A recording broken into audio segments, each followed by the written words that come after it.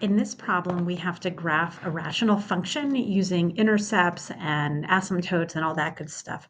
I'm going to start by writing down my vertical asymptote, which is x equals -1. I got the vertical asymptote by taking the denominator and setting it equal to 0 and then solving it, and then x equals -1. On my graph, I'm going to indicate that with a dotted line. The next thing I'm going to think about is the horizontal asymptote. In this problem, the numerator has a degree higher than the denominator. Remember, there are 3 cases for horizontal asymptote.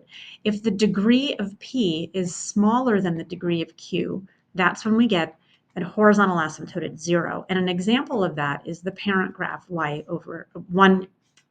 equals 1 over x. The next case is when P is greater than Q. There is no horizontal asymptote. Instead, there is a slant asymptote. And an example is actually this one right here that we're looking at.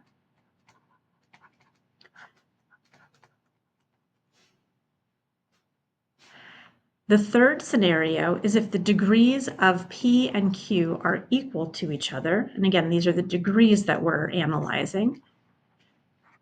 If the degrees are equal, then we make a fraction with the leading coefficients. An example of that might be 5x minus 9 over 4x plus 3. In that problem, the horizontal asymptote would just be 5/4. So back to this one. We have a problem that has a slant asymptote. I can find the equation of the slant asymptote using synthetic division. I'm putting -1 in the little house and lining up my coefficients in order from least to greatest. I'm bringing down the first number and then multiplying and adding and multiplying and adding. And the last number is my remainder. For a slant asymptote, the remainder doesn't matter. So for this graph, I have a slant asymptote at -3x minus 5. So I'm going to go ahead and put that in. Here is my y-intercept, 1, 2, 3, 1. And I'm going to indicate my slant asymptote with a dotted line.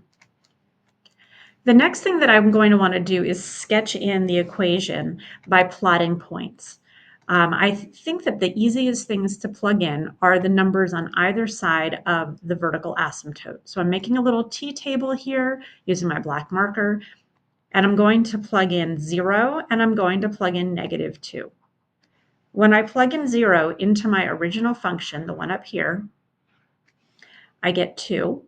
Let's put that on the graph, 0, 2. So now I know my y-intercept. And now I'm going to plug in -2, and I get -6. So -2, -6 is down here. We don't need many more points because of the asymptotes. When a function has asymptotes, we know that we have to get closer and closer to those asymptotes the further out to infinity we get.